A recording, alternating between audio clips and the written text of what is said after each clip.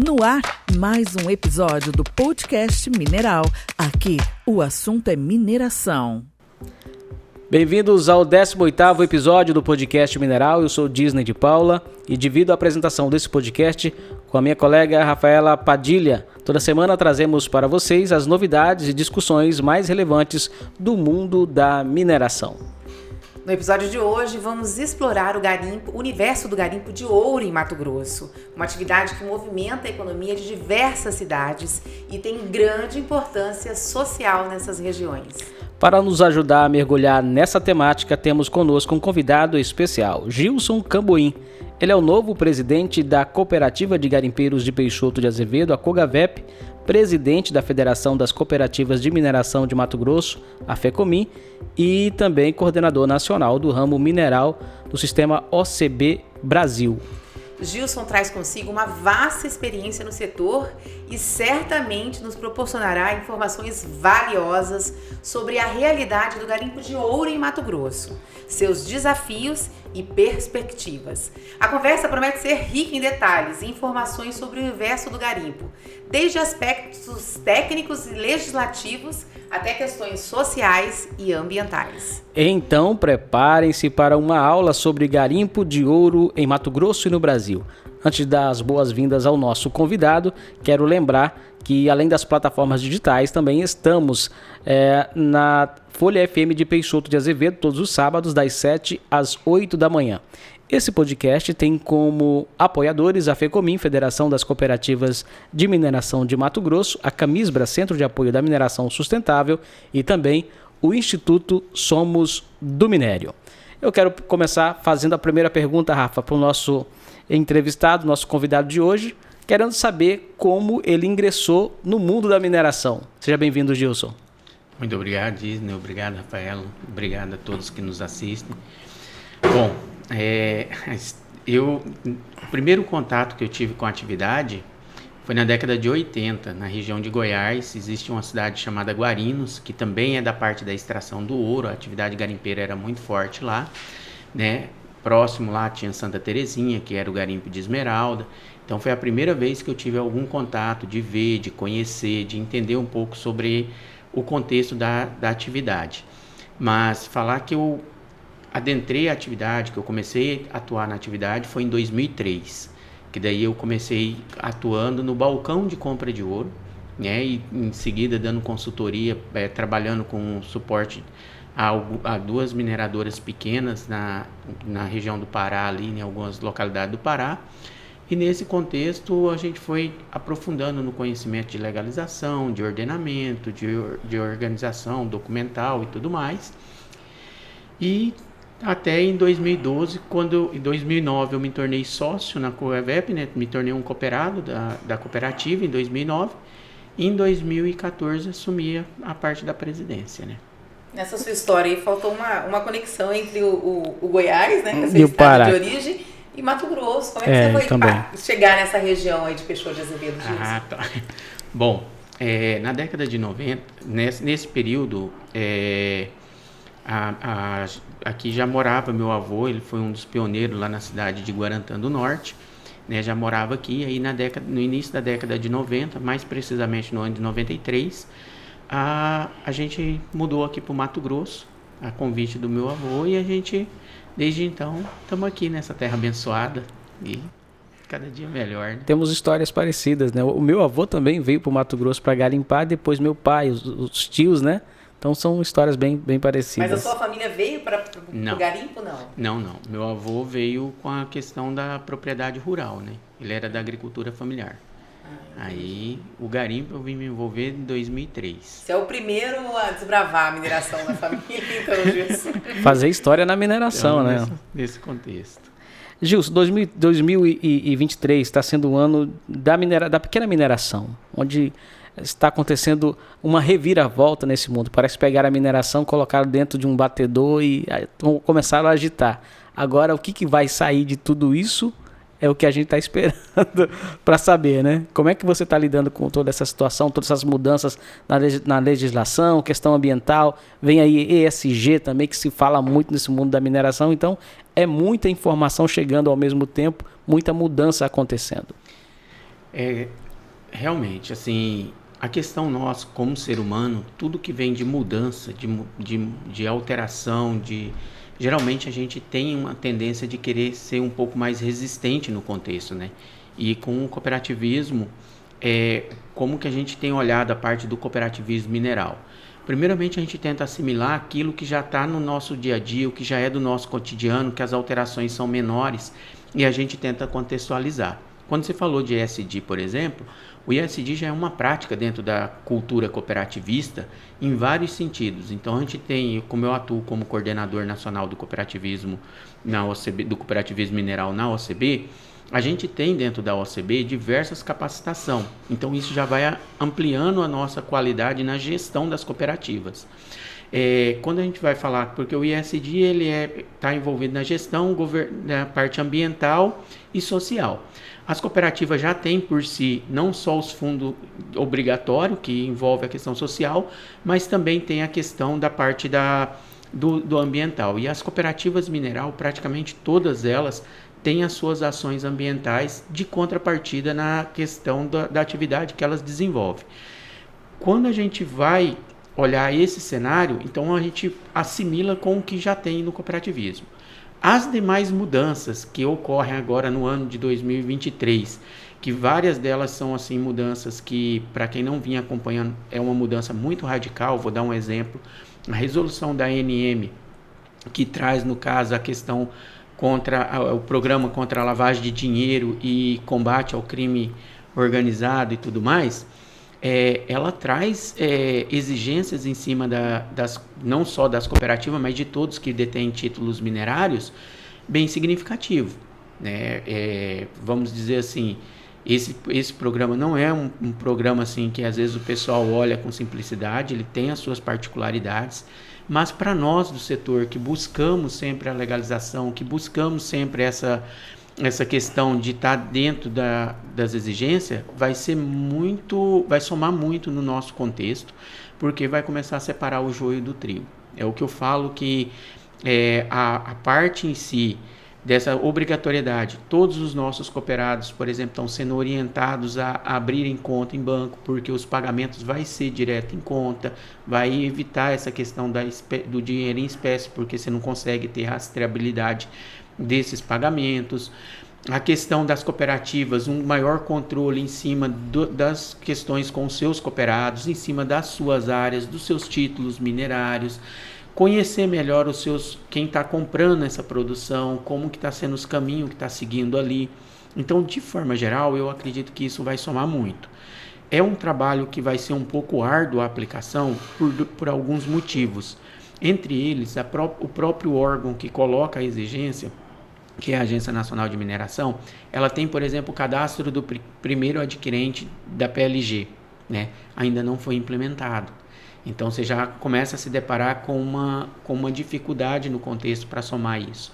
Aí você tem também a questão da nota fiscal eletrônica, né? Que vai começar a valer a partir de julho ou junho? 3 de julho. Então, aí você tem essa questão da nota fiscal eletrônica.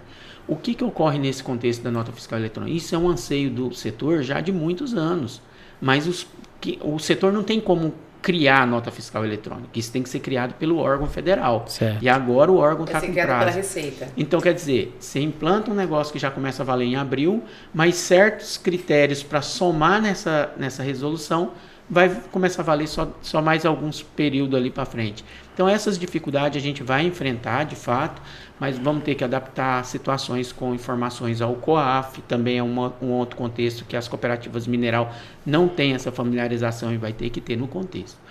Então, assim, entre outras alterações, igual é o contexto nosso do Estado do Mato Grosso, a questão da taxação foi um outro cenário. Peraí, vamos esperar que a gente vai falar da taxação lá na frente. Mas assim... A gente está adiantando muito. Com relação a essas questões na legislação federal, por exemplo, faltou diálogo entre esses órgãos federais, né? Porque, assim, a Receita Federal instituiu que a partir de 3 de julho toda a compra, né, de ouro vai ter que ser emitir para rastreabilidade, quer dizer, vai emitir nota fiscal para rastrear. Mas a ANM, que é o órgão que controla a mineração, ela não vai poder lançar, por exemplo, o CNPJ dela lá para ela ter esse controle também. Quer dizer, eles não estão conversando entre si, né? Não, eles vão estar interligados. Na nota fiscal eletrônica vai estar interligada à Agência Nacional de Mineração. Ainda não. Nesse primeiro momento, a ANM não foi ouvida e não tem, porque ainda está em consulta pública. Essa questão de lançar o CNPJ da ANM na nota fiscal. Aí assim, o contexto em si, igual eu observo, é uma dificuldade, de fato, dos órgãos se comunicarem. Tá? E a gente vê isso em vários outros segmentos. Assim como, por exemplo, você vai mexer com um licenciamento, vai mexer com a questão, um órgão, você vai lá e requisita uma questão de um órgão, por exemplo, no nosso caso, a gente tem um título minerário. Aí a forma de você obter a licença ambiental, aí a questão de você ter o consentimento quando você está numa determinada área. A comunicação entre esses órgãos é um tanto difícil. E quando você entra para esse parte que aí envolve arrecadação, que envolve parte de tributação, que daí você já vai entrando para a parte, vamos dizer assim, de um outro setor que também... Que é a parte da Receita, né? Federal. Aí você percebe que também tem essa particularidade. E junto com a Receita Federal, no contexto da nota fiscal eletrônica, vai começar principalmente do que tange a questão do ouro em si, a gente vai ter comunicação com o Bacen, Banco Central. Isso. Mas nesse primeiro momento, a Receita, ela quer ver a questão de evasão mesmo, né? Qual que é a função da Receita? É ver o que arrecada do ouro. Claro, né? O que ela está perdendo e o que ela vai ganhar. Exato. E a ANM não, ela já tem essa função de dar garantias, da rastreabilidade do ouro, né? Que é interessante para todo mundo, até para quem comercializa, né, Gilson? Sim. O setor não é contrário a isso. Não. O setor em si, para ele, quanto a questão nossa é às vezes as dificuldades que a gente se depara com o órgão. Mas o setor em si, ele quer ter a maior segurança possível, porque ele investe, a gente não tem linha de crédito para poder fazer os investimentos na questão do nosso processo, igual, por exemplo, agricultura, eu consigo ir, eu falo isso porque eu também tenho propriedade rural, eu consigo ir num banco, se eu sou pecuarista, eu consigo ir num banco e fazer aquisição de matriz, eu consigo fazer financiamento para aquisição de gado, de bovino e tal, ali para a minha atividade. Assim como se eu for pecuarista, parte dos meus insumos, máquina, equipamento, eu consigo. O setor mineral não tem isso. Então, nesse contexto, o que você vê o setor se desenvolver é de recurso próprio. Aí você vê o setor gastando com investimento, gastando com a questão de fazer o licenciamento, cumprindo todos os rigores ambientais que não são pouco. E às vezes o pessoal ainda acha que é frouxa a corda, não é. Quem está dentro do setor sabe como que é o contexto. E aí simplesmente assim, é um anseio que o setor tem, é que de fato ele tenha garantias e ele tenha segurança. E às vezes você faz tudo isso e num contexto de uma distorção de fatos, te coloca numa situação que às vezes a sua atividade pode estar vinculada a situações ilícitas. Então isso vai, no caso, quem de fato está com atividade dentro dos padrões, vai conseguir mostrar essa transparência, essa segurança.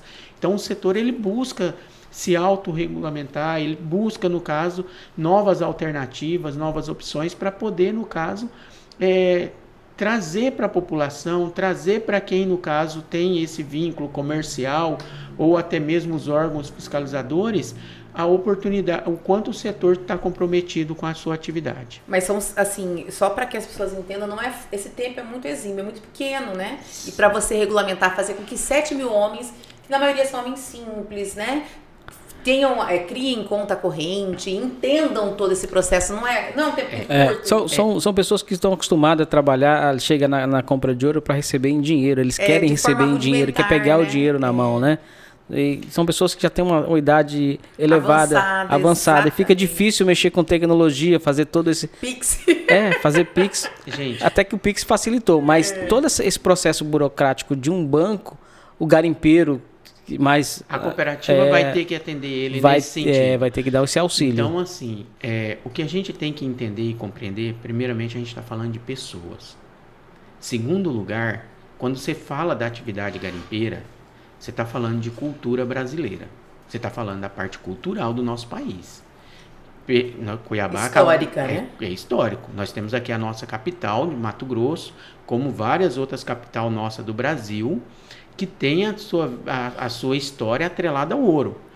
E todas... O Brasil tem a sua história atrelada ao ouro. E aí é que vem o contexto. Porque, assim, hoje, ocorreu uma distorção da informação da questão das extrações ilegais ser chamado de garimpo ilegal, tá? Não é.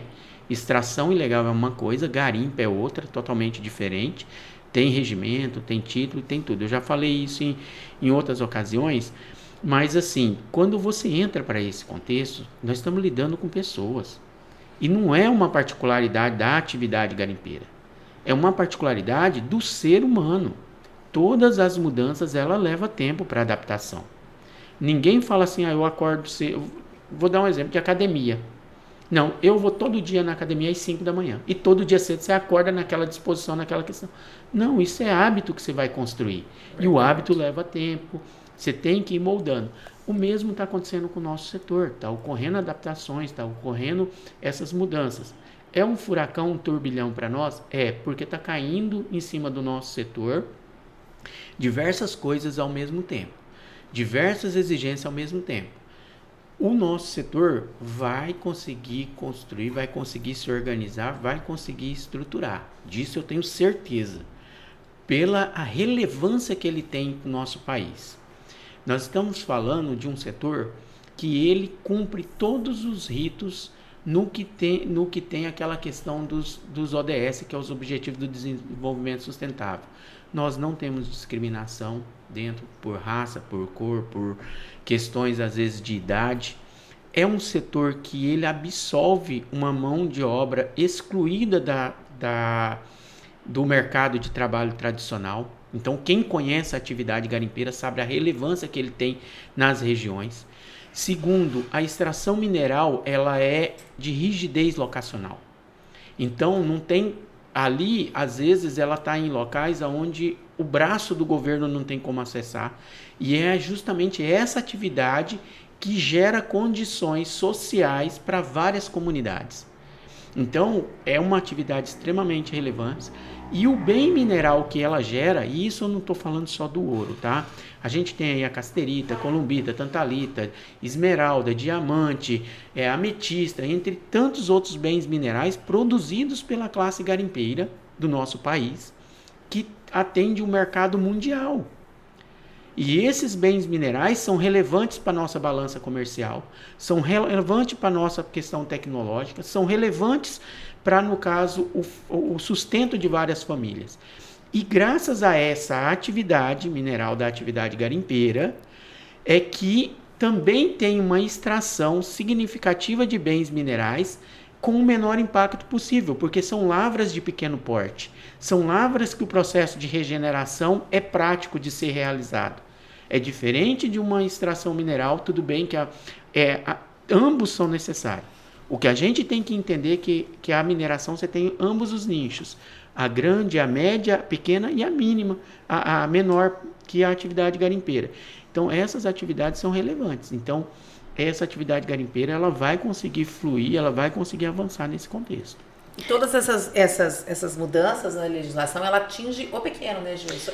A grande mineração, ela é causadora de grandes acidentes ambientais, isso é histórico no Brasil, mas essas mudanças todas e toda a cobrança social que existe é em torno da pequena mineração. Agora a pequena mineração, vamos entender também um contexto. Quando eu for falar de cooperativa de garimpeiros, eu estou falando da população local daquela região. Quando você vai falar de garimpeiros, os garimpeiros lá da região de Itaituba, por exemplo, no Pará, os garimpeiros lá da região de Peixoto de Azevedo, os garimpeiros aqui da Baixada Cuiabana, ou da onde você falar da classe garimpeira, lembre-se que você está falando da população daquela cidade. Você está falando da população daquela localidade. Não tem praticamente mais assim, e o fluxo é muito pequeno. População flutuante igual ocorreu em Serra Pelada.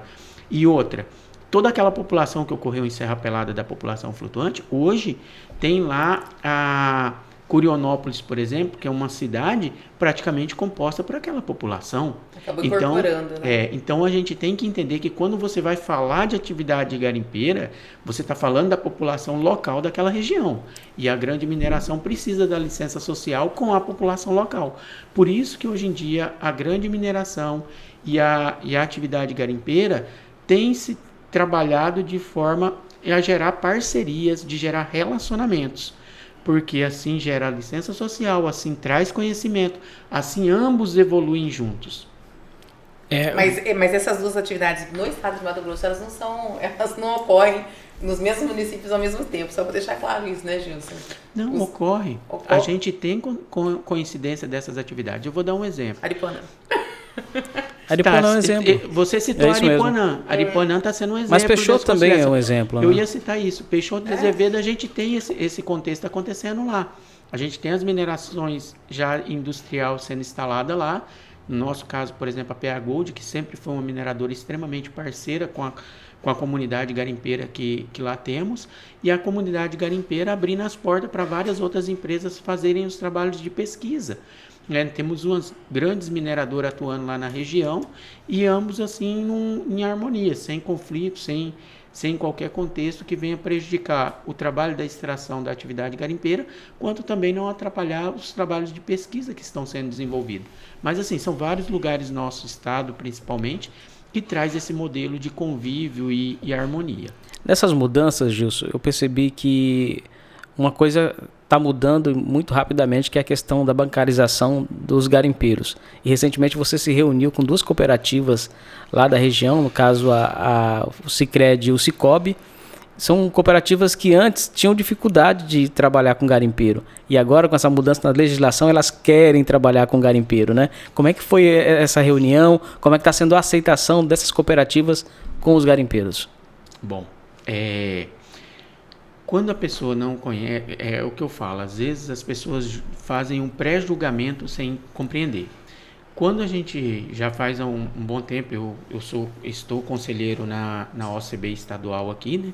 E sou coordenador do cooperativismo mineral dentro da OCB. OCB é a nossa organização das cooperativas brasileiras, tá?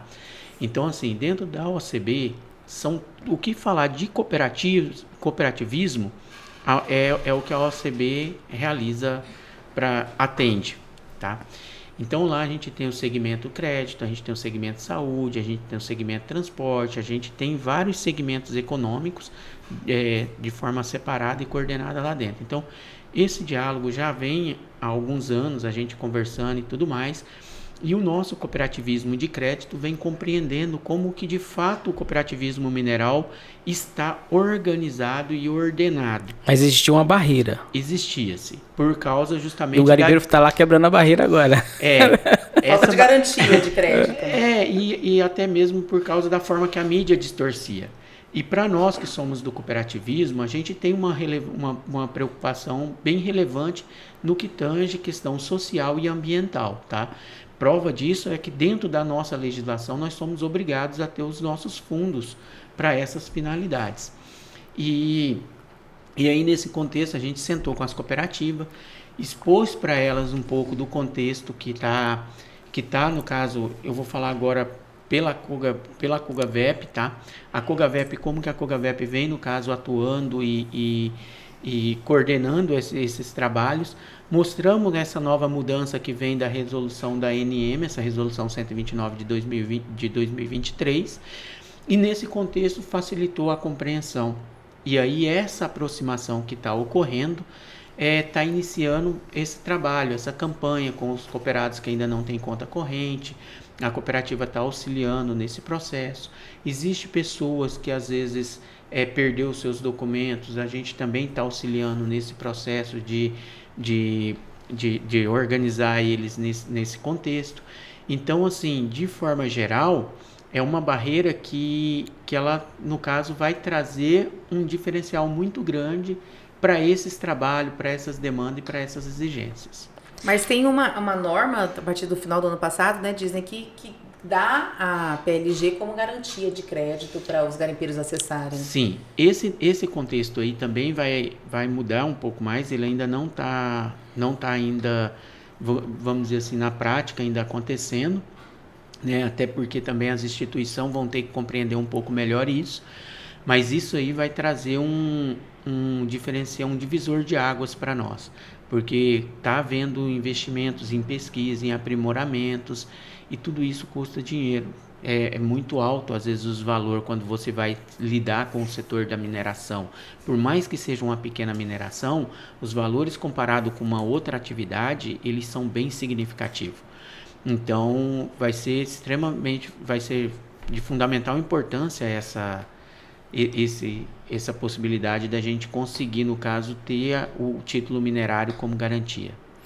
Nessa norma da Agência Nacional de Mineração, que combate a lavagem de dinheiro, utilizando gemas, ouro e outros metais preciosos, que estabelece, por exemplo, que o minerador que opera na legalidade deverá manter um cadastro estruturado de clientes com diversas informações e o registro de todas as operações realizadas pelo prazo de 10 anos. Além disso, deverão informar quaisquer operações suspeitas a partir do rol exemplificativo das situações que possam caracterizar a lavagem de dinheiro. E eu quero saber também se isso vale para as cooperativas. Vale, e eu acho que isso é um dos trabalhos que as cooperativas mais vai ter que desenvolver em prol dos seus cooperados, tá? Porque assim, de forma geral, a questão do cadastro em si dos nossos cooperados já é feito. A gente já tem as chamadas ficha matrícula, fica arquivado cópia dos documentos e tudo mais. Só que as cooperativas, muitas delas, já fazem os seus trabalhos internos de mapeamento das suas áreas, do monitoramento dos avanços das suas frentes de lavra e tudo mais. O que muda nesse contexto? É o que eu estava falando, da gente puxar um pouco a familiarização dos trabalhos que ela já vem realizando. Muda que agora ela tem que estar com isso de uma forma mais aberta, para poder estar mais prático para ela informar os órgãos, está mais prático para ela poder monitorar e se comunicar com o seu cooperado que está ali na frente de lavra e tudo mais. Quanto à informação do COAF, que é uma das obrigações que vem nessa regulamentação, é algo que as cooperativas não têm muito essa prática, e aí elas precisam, no caso, compreender como que é isso construído, e aí nisso a gente vai contar aí com às vezes ter que contratar escritórios especializados nessa parte. Eles não têm um modelo ainda para que a cooperativa possa seguir aquele modelo? Não, aí a gente vai ter que, no caso, mas isso vamos dizer assim, quando você entra para essa questão mais administrativa, financeira, do mercado financeiro, do Bacen, COAF, esses daí, eles já têm as suas normas, as suas regulamentações já pré-definidas ali, que vai futuramente, a hora que a gente for fazer já essa questão, que já está em vigor, você já tem que ir mapeando e organizando isso, você já vai ter lá o seu padrão, os formulários, as coisas, tudo certo para poder informar. Mas eu quero dizer a construção da política interna que cada cooperativa vai ter, a construção do regimento, a forma de você transmitir isso para o seu cooperado, a forma do garimpeiro que está lá, o cooperado que está lá. Entender essas mudanças. Entender essas mudanças e praticar ela no seu dia a dia. Verdade. Observar, ficar atento nesses contextos. Porque assim, tem regulamentação, por exemplo, cooperado que movimentar, vou dar um exemplo, cooperado que movimentar 50 mil por mês deve ser informado ao COAF. Então isso é uma coisa que é automática. Movimentações suspeitas devem ser informadas ao COAF. Então aí já é um outro contexto. E para nós que somos do setor mineral, para quem olha de fora, tem situações que parecem ser suspeitas, pelo volume que ela movimentou ou algo assim.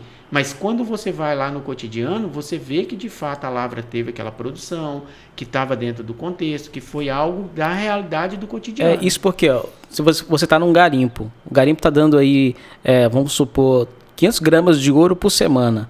Na semana seguinte, o garimpeiro acerta num quilo, 2 quilos de ouro. Já vai mudar todo o contexto, né? Isso pro COAF, tem alguma coisa errada, a gente tem que investigar. Mas é a realidade do garimpo, né? Mas aí é que tá. Aí as cooperativas vai ter que estar muito atentas se de fato foi uma anomalia ali na questão, na formação geológica, naquele contexto, né?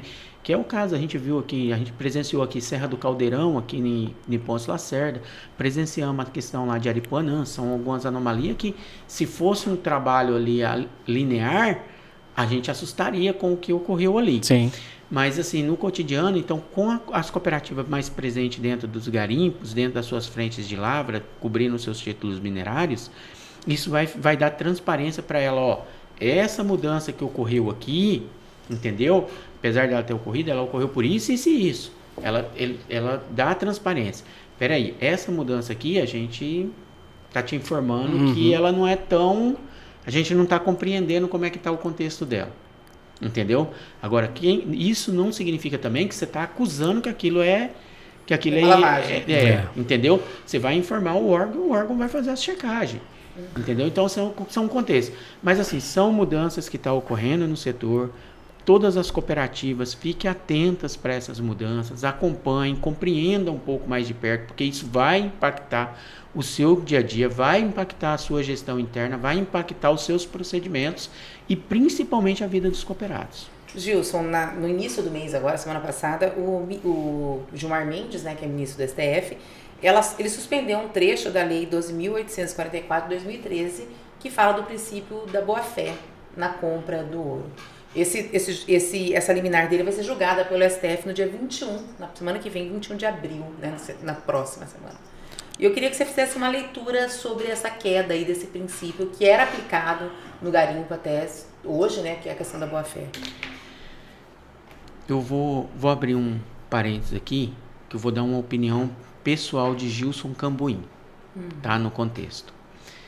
A gente fala dessa legislação da boa-fé, mas até no contexto que eu vi nas matérias, no contexto em geral, eu vou falar pelas DTVM, vou falar no caso do que eu vi de matéria sobre as DTVM, que são as empresas de fato autorizadas a comprar o ouro proveniente da atividade garimpeira, porque elas têm autorização do Banco Central.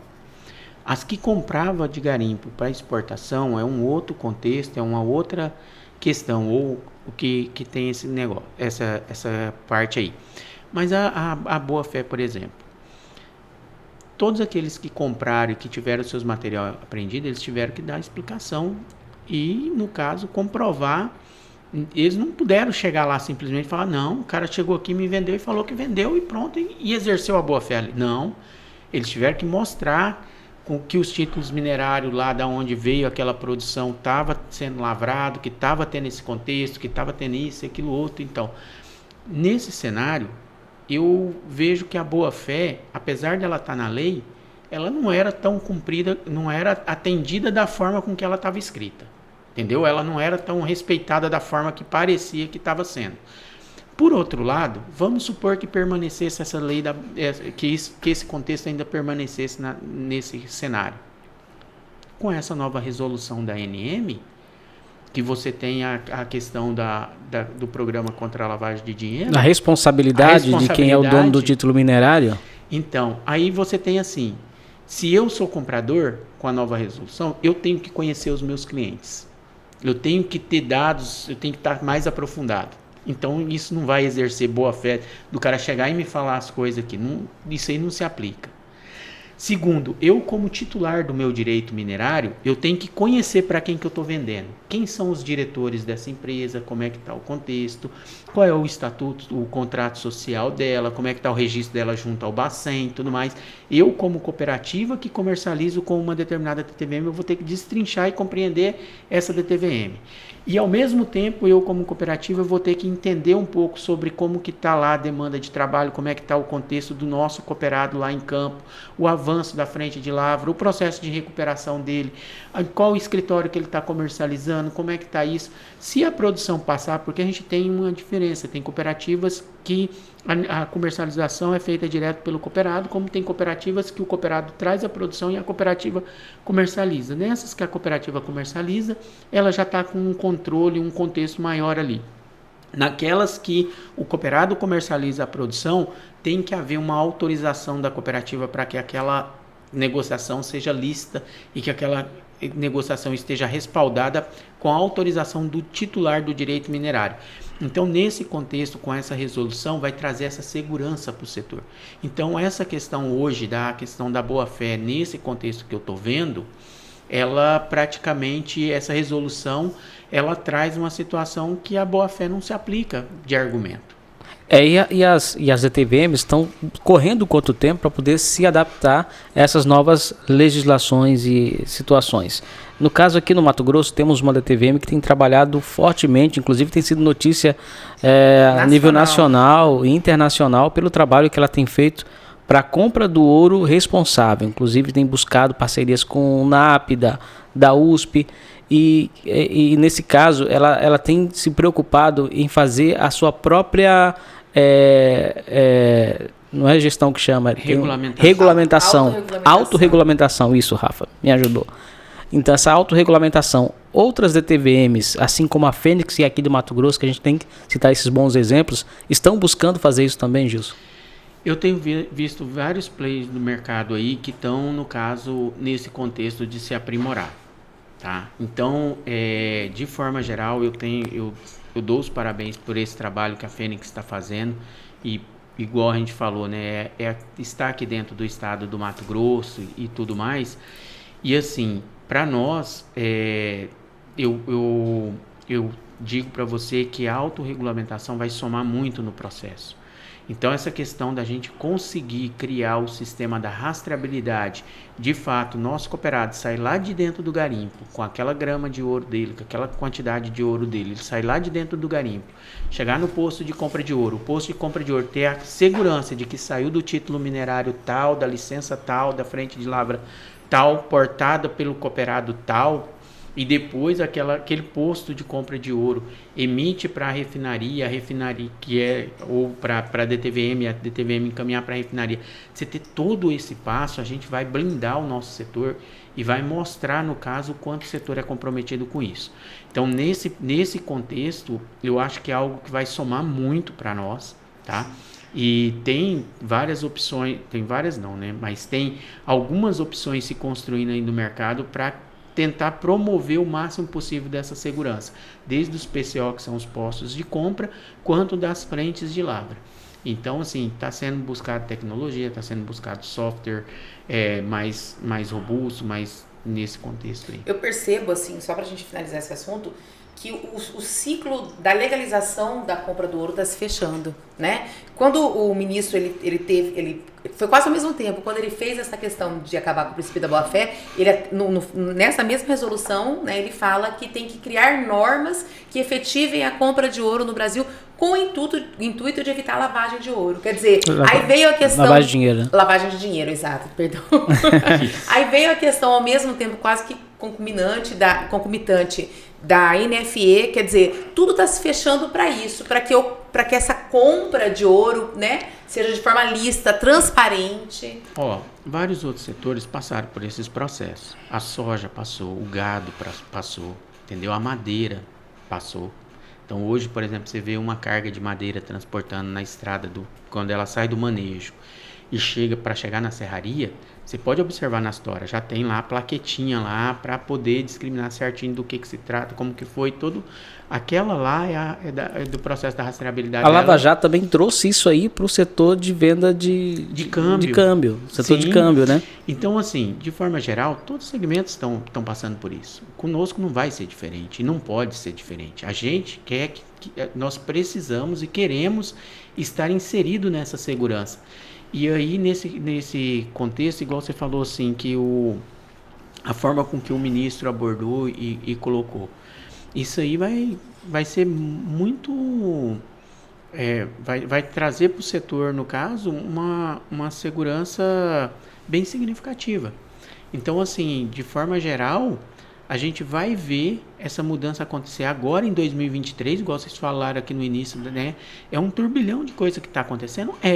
Mas quando chegar lá em dezembro de 2023, nós vamos ver um setor muito fortalecido, um setor transparente, um setor que, no caso, vai estar mais com a sociedade mais envolvida nele. Espero. O problema é que a divulgação das boas práticas, ela quase não ocorre, né? Quando você tem notícia de garimpo, é quase sempre notícia negativa. Se você dá um Google aí, só sai notícia negativa. Mas gente, vamos observar de forma geral. Será que não é uma questão da nossa humanidade? Não está sendo uma questão da população? Porque, por exemplo, você vai mostrar, por exemplo, nas comunidades, né? Lá, quando tem tiroteio, quando tem confusão, quando tem isso, aquilo outro, parece que pega uma repercussão tão grande. Aí você mostra, às vezes, uma pessoa que está lá com um auxílio, às vezes, na questão de trabalhos sociais, de projetos, hortas comunitárias, que está com essas questões. Parece que dá aquelas clicadinhas. É que notícia boa não vende. Notícia mas ruim aí vende. contexto. Tá, mas a gente está falando de uma atividade econômica. E quando você fala de atividade econômica, a gente acabou de citar o caso da soja, o caso da pecuária. São atividades que foram regulamentadas e que hoje as notícias são positivas, né? Mas elas carregam a balança... da balança comercial brasileira e as notícias que chegam à sociedade é positiva. Quer dizer, nós temos que ter essa inversão também no garimpo. Existe um trabalho muito forte que tem que ser feito a partir de agora, a partir desse turbilhão que a gente tem falado, que está acontecendo na mineração, de mostrar o lado positivo da mineração. E você hoje está à frente de uma cooperativa que é a maior cooperativa de garimpeiros do Brasil. 7 mil cooperados, arrecada aí produz cerca de 6 toneladas de ouro por ano. Então significa que o desafio é muito grande. É enorme. E além desses desafios da sua cooperativa, como é o maior, você serve de exemplo. Então tem que fazer uma comunicação muito eficiente para trazer a boa opinião pública para o setor. Eu tenho que agradecer e exaltar muito a questão em si dos cooperados, que é eles que fazem isso acontecer lá. Então, assim, não é a cabeça de Gilson, não é a cabeça de quem passa só na presidência, está lá sentado na cadeira, coordenando o fazendo, ou igual a gente teve a dona Solange, tivemos o Brabim, que é o Marco Antônio. A presidência, ela ajuda em alguns pontos, mas os colaboradores, o quadro técnico e a aceitação dos cooperados em exercer as boas práticas, em realizar a recuperação diária, eu costumo falar que eu sou quase igual papagaio, eu só fico falando o que eles fazem, né? E aí, assim... Mas tem que cobrar também. Tem. Não, nós estamos falando porque a questão de ser humano é delicada. Então, assim, nesse contexto dos diversos desafios que a gente enfrenta, essas mudanças que a gente citou aí são algumas delas. E a gente é visto, igual você falou, sempre como referência, como modelo hoje a nível Brasil. Então isso cobra que a gente acelere muito esses processos para que as outras cooperativas possam estar indo lá, possam estar compreendendo, possam estar tirando às vezes as dúvidas, vendo na prática. Referência, isso mesmo. Sim. E aí com isso, de fato a gente vai ter agora no decorrer um dos desafios maiores que eu vejo é propagar as boas práticas que lá existem. Então isso é o que eu vejo. Por quê? Porque o compartilhamento é lento, mas assim, a gente vai ter que produzir vários materiais, vai ter que estar trabalhando muito essa questão da imagem, vai ter que contextualizar por 2 motivos. Um, para a sociedade compreender e saber como que de fato ocorre a atividade garimpeira, principalmente exercida por meio do cooperativismo mineral, e o outro, para que os cooperados possam, no caso, estar mais orgulhosos da atividade que eles aumentar a autoestima deles, né? Isso é importante. E eles entenderem a relevância da atividade que eles exercem.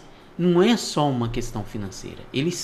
Muitos sabem disso, mas vários acham que é só a questão do dinheiro. Igual você falou, são cerca de 7 mil pessoas envolvidas ali, são cerca de 7 mil pais de família, mães de família. Então, assim, você tem esse envolvimento, né, da população ali que compartilha desses resultados, e o resultado é muito pulverizado, é uma distribuição de renda justa, é um crescimento econômico que ocorre, mas assim, por outro lado, é oportunidade que muitos não tiveram.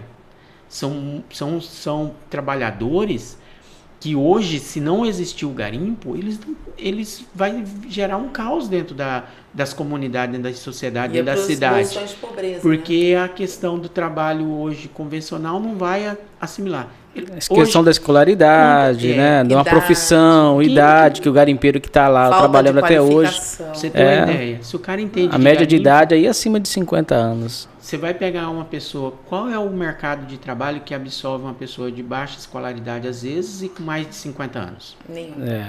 Entendeu? Quem vai querer assinar a carteira desse jeito? Então, assim, o garimpo gera essa oportunidade. Você já parou para pensar que esse exemplo de sucesso são 7 mil cooperados, está aqui a 700 quilômetros de Cuiabá, e nós que estamos na capital, poucos têm conhecimento disso. Né? As pessoas não sabem que existe essa cooperativa lá em Peixoto, que Peixoto vive da extração mineral. Assim, a qualidade de vida que as pessoas têm em Peixoto é impressionante, que a renda é bem distribuída, como você falou. E nós estamos próximos de Poconé, por exemplo. Assim, que não tem essa, né, vamos falar, a realidade de Poconé é bem diferente de Peixoto. Lá tem uma concentração de renda maior, não é tão bem dividida, mas é o que gera a economia local, é o que move a economia local. E as pessoas estão a 100 km de Poconé desconhecem isso. Ainda tem essa visão deturpada com relação à atividade mineral, do garimpo.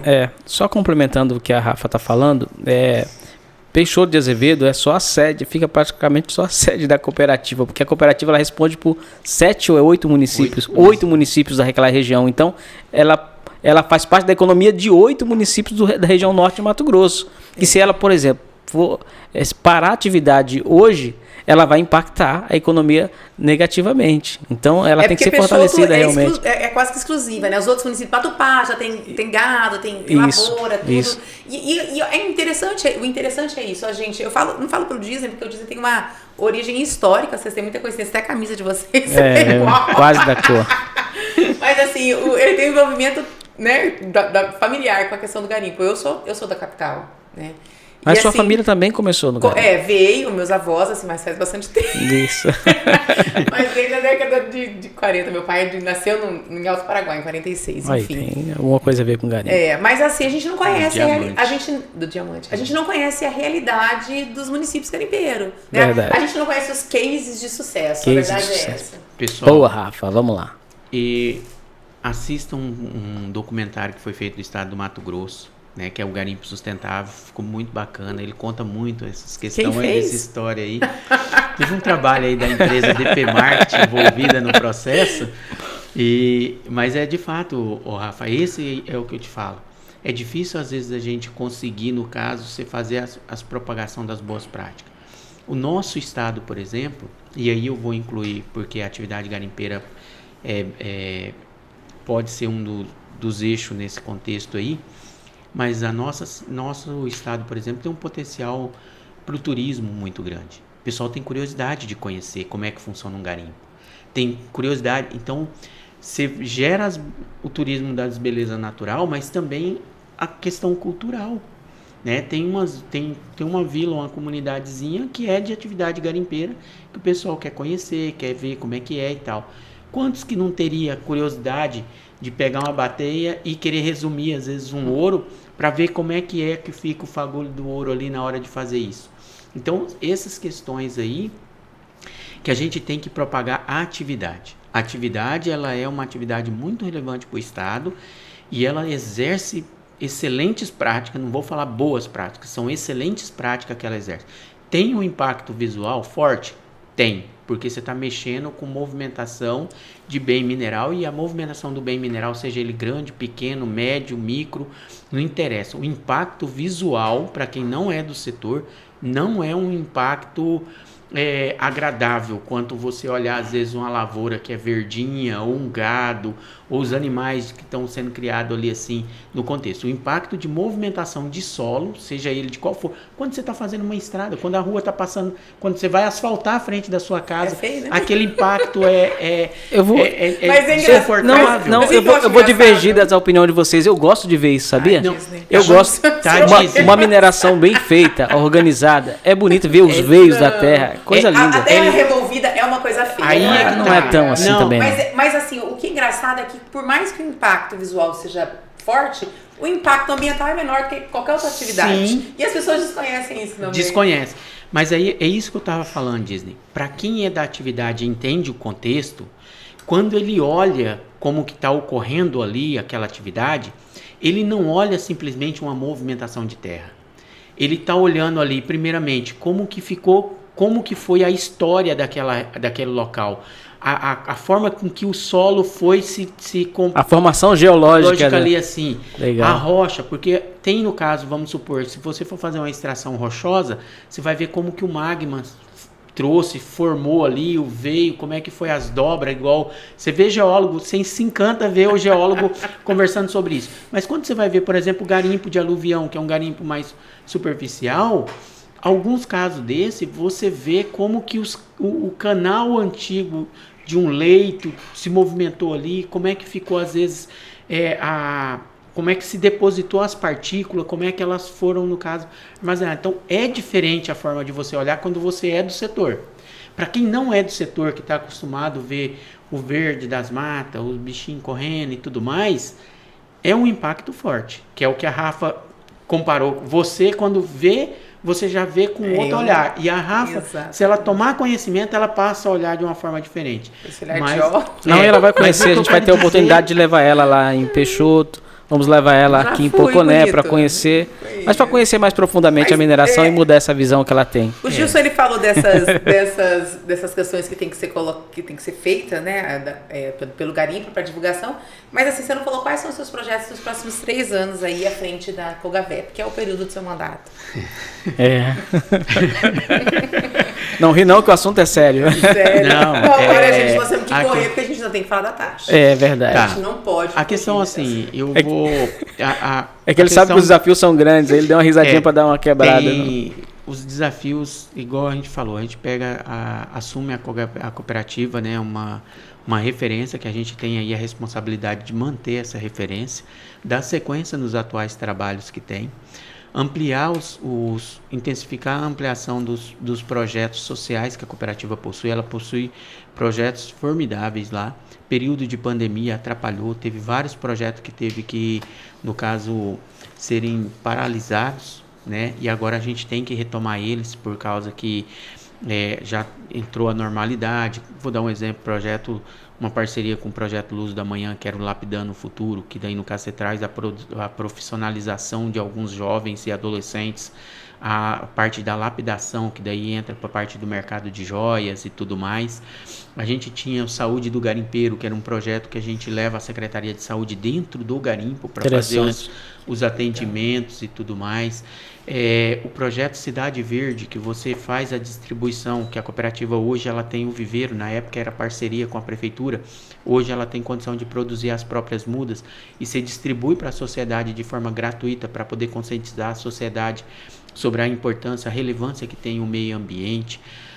Os projetos em si dos desenvolvimentos nas recuperação diária, equilibrando o meio ambiente e ao mesmo tempo mantendo a região economicamente ativa.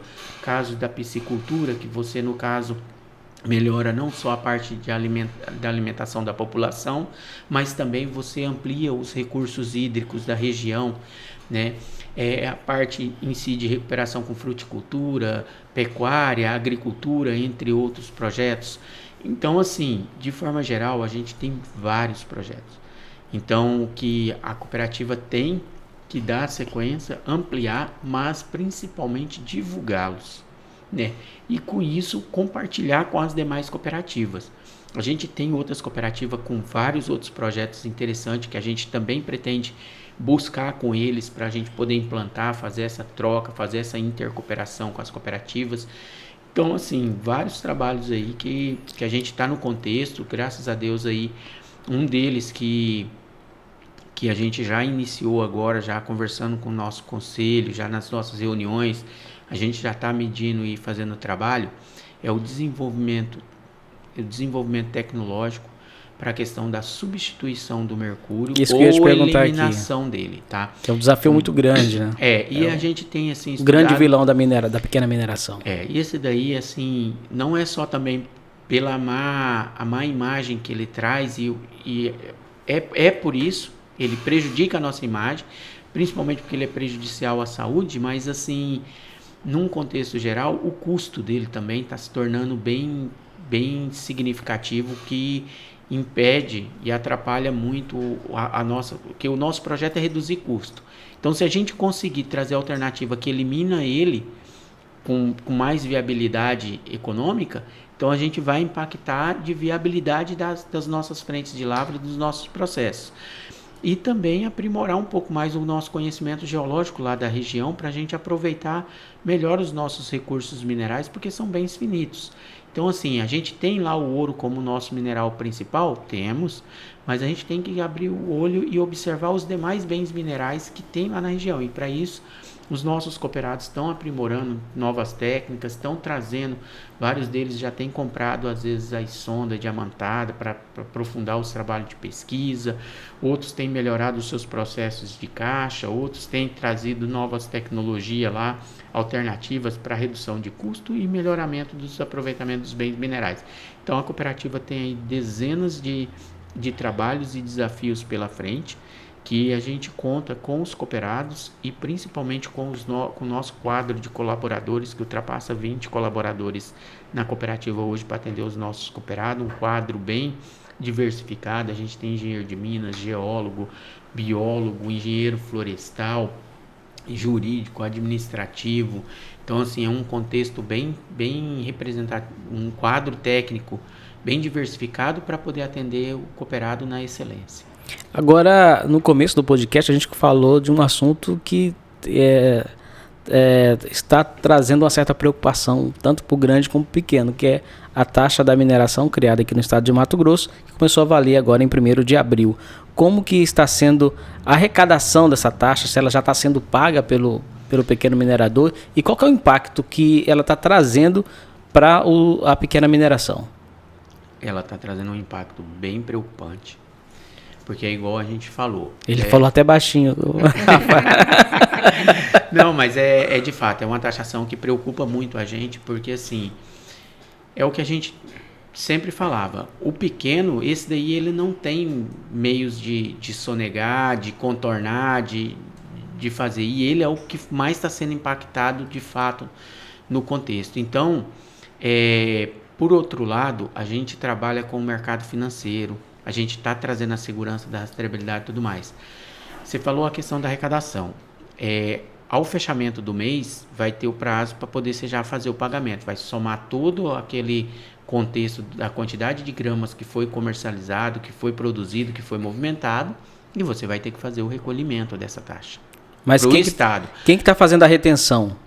Atualmente, a gente solicitou, no caso lá da região da Cogavep lá, vou falar pela Cogavep, não posso falar pelas demais no momento, porque eu não sei como que está sendo o procedimento adotado. Nas cooperativas que a própria cooperativa comercializa a produção, elas devem estar fazendo a sua retenção lá e colocando. No nosso caso, a gente esteve conversando com os escritórios para o ato da comercialização. As DTVMs. É isso. Okay. Na realidade, os postos de compra. Uhum. Porque a gente tem os termos de cooperação, né, de vários outros trabalhos junto, e esse vai ser um dos que vai estar enquadrado, para que a gente possa, no caso, já estar fazendo essa reserva para tentar fazer o pagamento já na virada de mês, né? Então é algo que impacta, o cooperado está sentindo, está ficando difícil. Tem algumas frentes de lavra que já no caso, paralisou. Já? Tem. Paralisou? 12 dias de cobrança? É porque não é a questão de ser 12 dias de cobrança, mas é a hora que você vai fazer o cálculo e o custo. Então tem algumas, porque assim, nós não estamos falando, para quem olha de fora, pensa assim, é R$3,39 por grama, a grama do ouro lá no balcão nosso, vamos supor, está R$290, né, o fino, aí você vai calcular o teor e tal, é R$3,39, nós estamos falando de dá praticamente mais que 1,2% em cima do contexto do bruto. O governo se tornou um sócio da pequena mineração. Você já tem 1,5% de CEFEM do bruto, você já tem 1% de IOF do bruto, e isso mais... assim, quem escuta esses percentual soa no ouvido deles como se fosse algo baixo. Uhum. Só que não entende que, por exemplo, isso aí... O custo da mineração. O custo que é. A atividade garimpeira na Receita Federal já é reconhecido que 90% vira em custo. É entendeu? Isso mesmo. Então, assim, se você pega isso e converte, na hora que você vai converter, é como se nós estivéssemos falando, o caso do CEFEM seria 15% do líquido, o IOF 10% do líquido, e aí você vem com 12% do líquido em cima do contexto. Então, é uma taxa relevante, sim, tá? Pesa no bolso. E aí, quando você vai fazer uma atividade, você vai licenciar uma atividade de garimpo, você tem que planejar ali o seu processo de licenciamento, o custo que você vai ter para licenciar, o custo que você tem para diagnosticar aquela área, as estruturas que você monta ali, a recuperação da área, que é um custo também, porque você fez a extração, você tem o compromisso de recuperar aquela área. Então, tudo isso, quando você vai somar, que você vai fazer o seu planejamento financeiro, pelo volume de produção que você vai ter naquela referida área, você fala, não é viável no presente momento. E é um hábito dos gestores aqui no Brasil penalizar quem está legal, quem age dentro das normas, em detrimento do que é ilegal. Porque é isso que está acontecendo, né? É uma lei criada para fiscalização da atividade legal. Quem que vai fiscalizar? É quem está legal. Aí é que tá. A gente, infelizmente, assim, o certo pagando pelo errado, que a gente escuta muito isso no nosso contexto. Não é justo isso. Não é justo porque a gente está falando de uma atividade, igual a gente citou anteriormente, com vários fatores que promove o Estado, com vários fatores que impulsiona outras atividades. Lá a gente tem muitos sitiantes lá que conseguiu aprimorar e melhorar a sua atividade graças à renda que eles tiveram da atividade garimpeira ou graças à renda de garimpo que eles exerciam. E aí você tem uma taxação dessa, pesa, de fato, assusta em alguns casos, assusta. E aí assim, mas é igual a gente falou no início, vamos tentar sobreviver porque assim, a atividade ela tem lá os seus impactos e tudo mais. Você falou no começo sobre de várias empresas que estão fazendo estudos na região e tal. Isso vai afugentar novos investidores? Já está afugentando? Eu sei de uma que parou os trabalhos de pesquisa dela dentro do estado de Mato Grosso porque nos cálculos dela não vai ser viável ela dar uma continuidade agora. Então o que ela fez? Ela simplesmente deu uma diminuída falou, nos investimentos de pesquisa nesse momento. Até porque assim, altos, a né? maioria, quando você vai falar de uma empresa nacional, uma empresa internacional ou as empresas de maior porte, ela não está naquele único projeto. Geralmente ela tem um projeto de extração já acontecendo aqui, um projeto embrionar que está começando ali de requerimentos ou coisa assim, um outro que às vezes já está avançado aqui de pesquisa.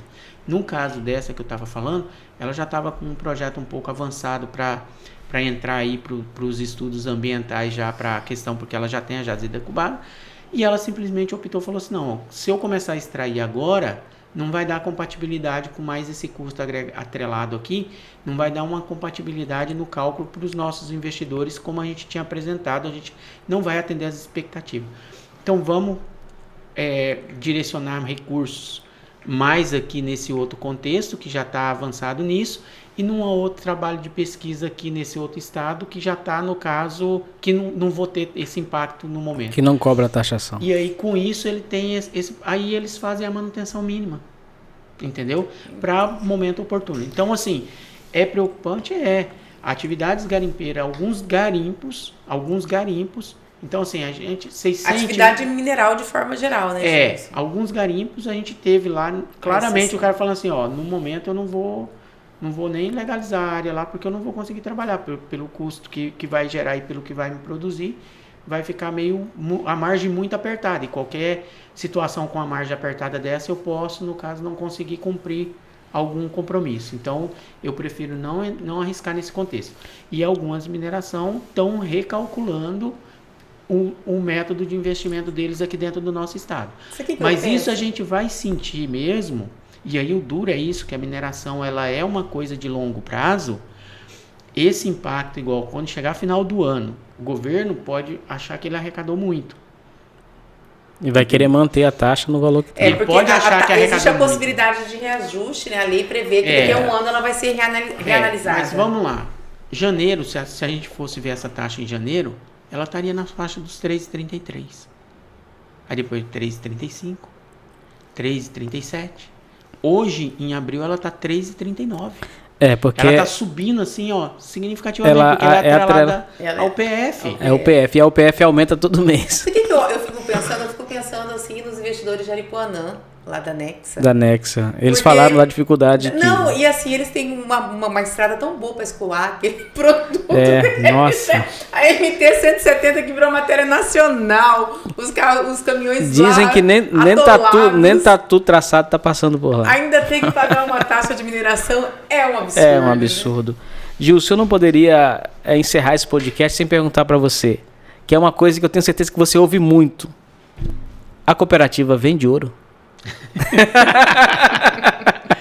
Não. A Cogavep, ela não trabalha a parte comercial, ela não realiza a comercialização da sua produção.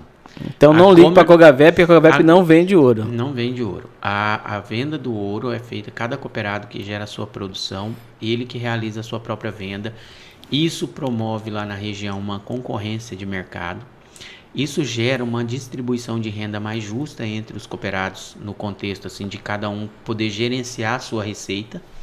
Né? E ao mesmo tempo ocorre uma pulverização, então você não tem uma concentração desse material lá ocorrendo.